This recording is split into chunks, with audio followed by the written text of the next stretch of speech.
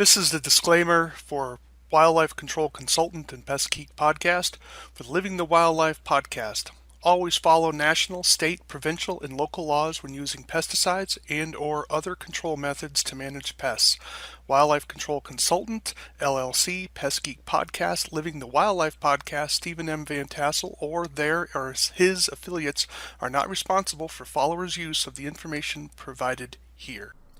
Hi everyone, Stephen Van Tassel here, bringing you another episode of Living the Wildlife as part of the Pest Geek Podcast family. Glad to have you on board. I hope you've had a good week. And so I've had a not bad of a week. I was doing some research on Richardson ground squirrels fumigating with a Burrow RX machine. So that process has been starting, and I'll probably talk about that down the road. Do take a few moments, if you would, to subscribe to the channel and make sure you ring the bell, and also so that you can get updates on new publications or broadcasts that we do. I publish about once a week. So, and again, my specialty, of course, is vertebrate pest control, but we're glad to have you on board here. We would love to have feedback from you. If you have topics that you would like to have covered, definitely reach out to me at wildlifecontrolconsultant@gmail.com. That's wildlifecontrolconsultant@gmail.com. Love to hear your thoughts, criticisms, and suggestions for the show. If you have products or ideas you'd like to get marketed out there to the world, I'd love to interview you. Always interested in learning about new techniques and ideas that are created in our industry, so definitely reach out to me. I'd love to interview you for a show and get your stuff out there. Today, thought I would talk about swallows. Swallows is a big problem for many people across the country, and they can be kind of difficult. So I thought, given that this is the spring and people, you may be getting some calls on this. So it seems that we have some building of nests around here in Montana, so I would be confident maybe that's occurring elsewhere as well. So why don't we get started straight away here? Well, my machine's kind of froze up. There we go. All right. So of course the problem is the nesting, right? So these are cliff swallows. Cliff swallows kind of create these little tubular type nests where they can go inside, where the barn swallow creates sort of more of a platform type nest. So both species can be an issue, but the research that I came across dealt with cliff swallows. So I want to be sure that we're just talking just cliff swallows here, but I do think the information from this particular research is useful for barn swallows. But I could be wrong, so let's find. But I thought I would make you aware of it, and this was published a while ago, and I'm going to be talking about some of their findings. Legalities, we've got to keep that, of course, in mind. Cliff swallows and barn swallows are protected by the Migratory Bird Treaty Act, and so you can't just simply shoot them because you feel like it. You can't trap them because you feel like it. They cannot be harmed in any way. They can't be taken in any way. So that's a violation of the federal treaty that we have with other countries there. And that's to protect birds that migrate out of our country and cross national borders, of course. You may also have additional regulations based on your location, whether it's a province or state or district. There may be additional requirements. So even if you get a permit to use lethal control on these birds, you may have state and possibly local, although I doubt that's going to be the case for most of you. You may have some state permitting that you also need to encompass. Some states just simply accept the federal permit and they go and do your thing.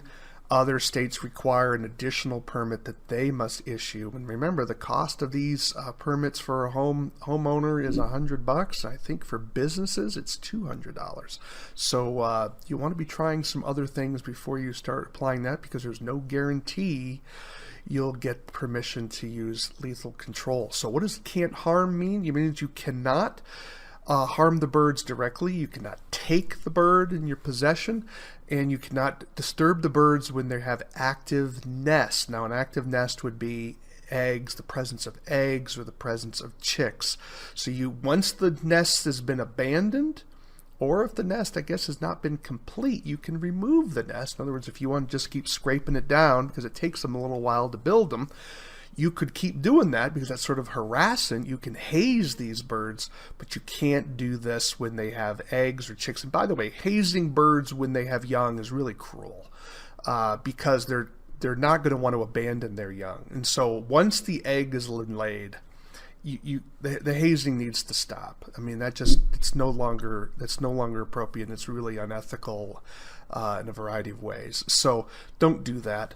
So you want to be doing this work before the nests are built, and of course clients rarely ever do that, right? So I mean, that's just the reality of it, but this is something you need to be thinking about for future issues, of course.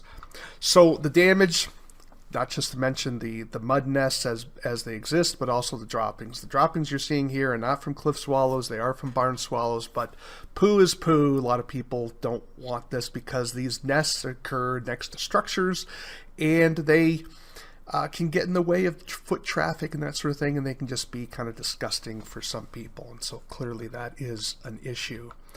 The range of these birds is actually expanded according to the website I consulted. It talked about how with the rise of more human construction across the United States, that the swallows have left their range primarily in the west and began to move out into the Great Plains and elsewhere. Of course, we've provided them lots of structures where they mimic the cliffs, of course, and bridges can mimic a cliff, large structures can mimic cliffs, and the birds like, well, hey, I'll build a nest here. And so they've expanded their range dramatically, and you can see this map that shows their migration. They travel some pretty impressive distances, so that's rather striking. So the research I'm going to talk to you about today has been an article that was published back in 2009, and I'll read that for those of you who are just riding along in your vehicle. So it is written by Jacqueline S. Conklin, Michael J. Delwish, W. Paul Gorenzel, and Robert W. Coates. And the title of the piece is Deterring Cliff Swallow Nesting on Highway Structures Using Bioacoustics and Surface Modifications. And it was published in Human Wildlife Conflicts, Volume 3, Edition 1, pages 93 through 102 in the spring of 2009. So just to kind of give that title for you again, Deterring Cliff Swallow Nesting on Highway Structures Using Bioacoustics and Surface Modifications. So that is what this presentation is based on. So it's not my research, and I don't want you to think that it is. I'm simply sort of abstracting this information for you and kind of bottom lining it so that you don't have to read the article yourself. And I'll give some thoughts and commentary on that. So what did these folks do? So what they did was they realized that cliff swallows on bridges is a big problem. Those of you who live in cliff swallow areas know this is a significant issue. And it can interfere, their presence can interfere with certain construction activities because, again, they're a protected species, right? So you can't just simply willy-nilly do things to them like you could, let's say, a mouse, right? So it becomes an issue. And so what they tried was, can there be ways to deter these birds from nesting on certain structures using frightening devices, in this particular case, audible frightening devices. So that's where the bioacoustic, and so what they used was cliff swallow alarm call, and they used cliff swallow distress calls. And they got these recordings and put them onto, I'm going to call it, for lack of a better word, basically a coyote caller type device that could emanate these calls in sort of a randomized fashion, and it would just simply constantly blast along. Now, where did they get these calls from? A lot of people, we're not out there with microphones trying to get these calls. So the sources of these frightening sounds was from the Macaulay Library of Natural Sounds at the Cornell Lab of Ornithology, Ithaca, New York. That was one source. The other source was the Borer Laboratory of Bioacoustics, and Borer is spelled B-O-R-R-O-R. That's B-O-R-R-O-R, Borer Laboratory of Bioacoustics, Ohio State University, Columbus, Ohio. And that's where they purchased these calls, and then they put them onto these recordings with speakers to be able to direct that sound up at the base, at those bridges. Now, what were the sounds that they used? And so they used a total of 8 sounds, of which some of them were put into sort of a mix. And so I will read these out. It's a little detailed for those of you who are riding along. It may sound a bit tedious, but you'll get the idea. And they used 8 of these. And so you can certainly go back online and be able to read these specifically if you're not able to jot them down from where you are. Don't do anything dangerous while you're driving, to be sure, right? So don't do that. So the first one was the Cliff Swallow distress call, and that was the LNS-8077. The second one was multiple cliff swallow alarm calls, the BLB 28435. Now those letters refer to which company they got the sounds from. Like the Borer Lab is the BLB, and the one from Cornell University is the LNS. Okay, so the third one was the Colony of Cliff Swallows giving alarm calls, and that was from the Cornell Institute. 118832 is the number. The fourth one is Colony of Cliff Swallows giving multiple calls, and that's from the Cornell location, 118832, plus 2 Cliff Swallow alarm call sequences, which is also from Cornell, and that's 73817. The fifth one was Cliff Swallow distress call with alarm calls in background. That was from Cornell at 8077. And then they had 4 calls in the foreground and 2 distant alarm calls, and that was the Cornell 105668. The sixth set was the Colony of Cliff Swallows giving multiple alarm calls, and that was Cornell 118832. And the LNS, that's Cornell again, 41138. The seventh one was Colony of Cliff Swallows giving multiple alarm calls, and that was the Cornell 118832, plus individual Cliff Swallows giving alarm calls, Cornell 104564.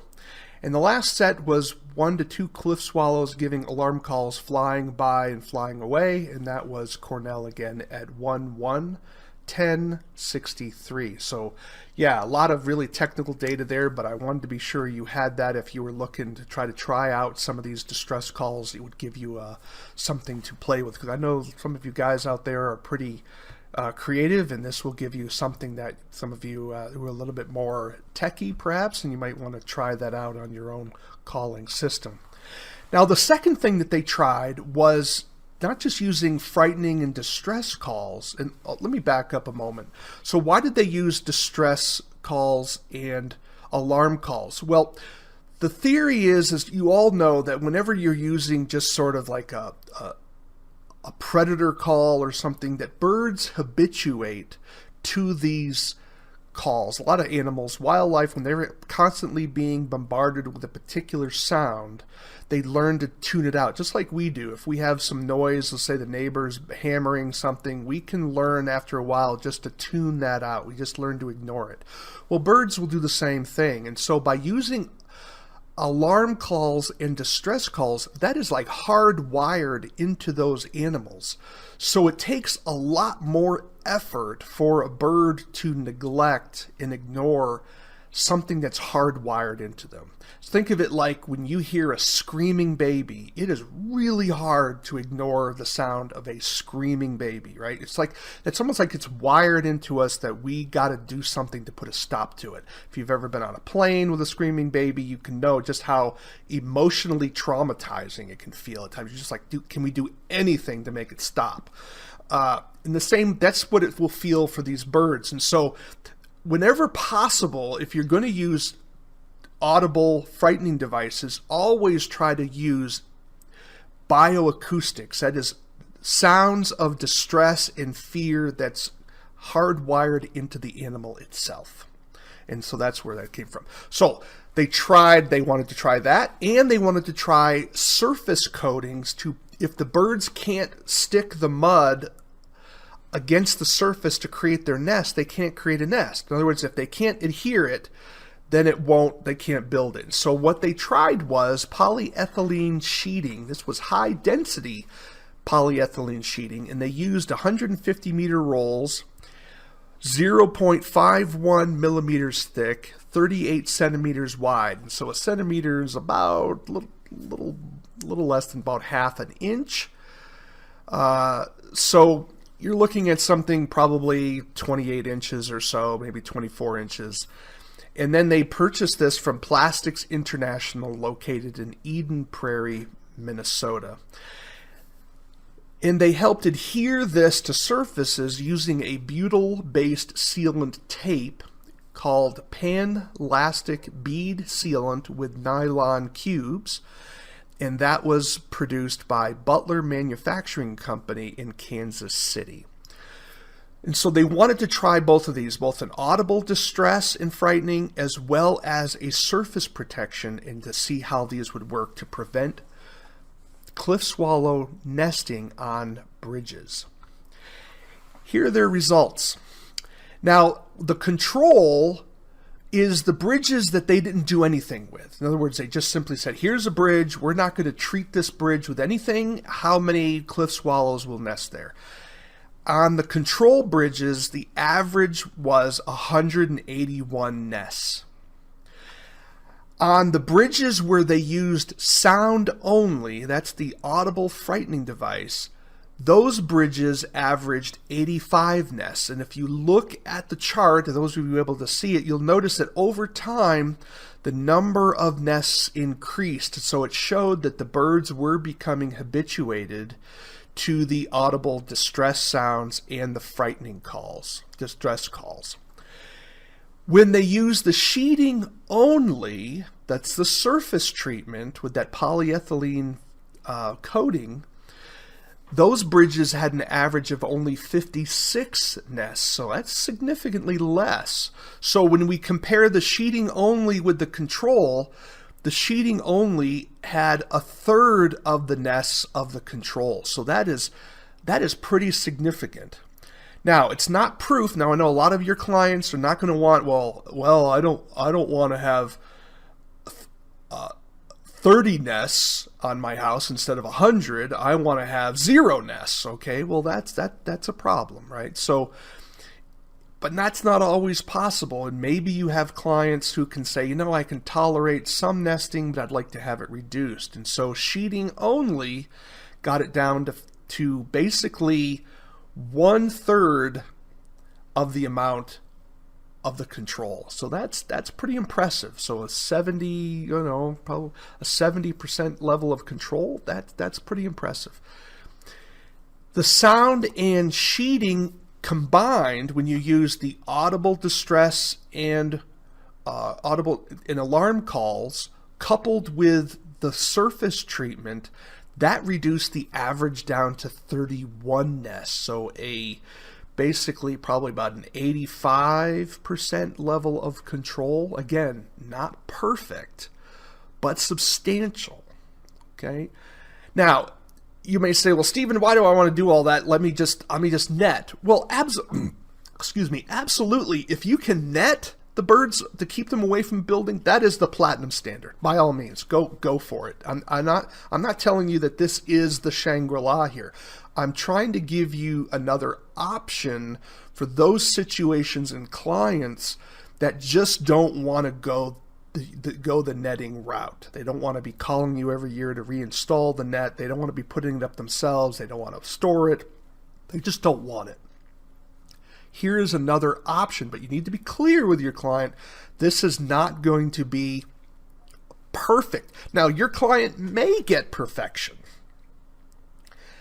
but you can't guarantee it until we get more data from the field. So I'm just wanting to put this out there. So what are some issues? I've already mentioned some birds did show habituation to the sounds over time. They learned to ignore them. And the suggestion of the authors of this paper was that they think that if you used a motion-activated distress call rather than one that was simply on a loop, it would have a longer effect. And I think that certainly makes sense. If you're just hearing a sound constantly, no matter what, that is going to certainly lose its efficacy over time because you're going to learn to ignore it. However, every time you move into the area, the distress sound emerges, well, then that's going to definitely be much more startling, and you're not going to habituate as quickly. So that was the suggestion of the authors, and I would certainly think that is a reasonable suggestion. Concluding thoughts. They looked into using Teflon surface coatings, but they were too expensive. And so this is my thought here. This is not from the journal article, and I'm not suggesting that it is. I'm simply throwing it out there as perhaps something for those of you that are struggling with cliff swallows, that this is something you may want to do a little bit of experiment. Be open with your client, be honest with your client, say, look, I want to try something out. Is it okay for me to give this a whirl? And it might be enough to discourage the bird to go to the neighbor's house. Okay. Remember, a lot of times when we do things as wildlife control operators, we don't have to necessarily we don't have to be perfect sometimes. Sometimes we just have to make it difficult enough for the animal to stay at point A to convince them to move to point B. And so they can move over to the neighbor's house. And so this is something I'm throwing out here as a suggestion for the industry to consider, and perhaps you may want to try in your own industry. And the thought I'm having is, would Teflon-based paint work? So this is something different than adding a plastic sheeting to the surface of the structure. This is where we're just simply painting the surface with a Teflon-based paint, so you can have maybe the level of smoothness and hardness necessary so that the birds can't secure the mud against the building. If they can't secure the mud for their nest against the building, they can't build the nest. I just throw it out there for you to look at. I have some links down here at the bottom. You can certainly do a Google search on Teflon.com. Teflon is a brand name product, of course. It is a very slippery surface. It's a very hard surface. And there are paints that have Teflon in it, and will those work to help reduce nest building on structures? I don't know, and I would love to get your comments and thoughts on this, because it certainly sounds reasonable, but we don't know until we try. And I think that this could be something that could give some relief for those of you out there with clients who are struggling with this problem, and perhaps be a profit center for you. And I certainly hope that it would be a win-win for everyone concerned. So something definitely to check out. I hope you found that helpful. If not, something to think about for your business if you're encountering cliff swallows, because we are getting into nesting season for cliff swallows. So perhaps this is something you can use. Again, to conclude, I'm Stephen Van Tassel. I'm the host of Living the Wildlife, and I'm really glad that you've participated in today's and listening to today's broadcast.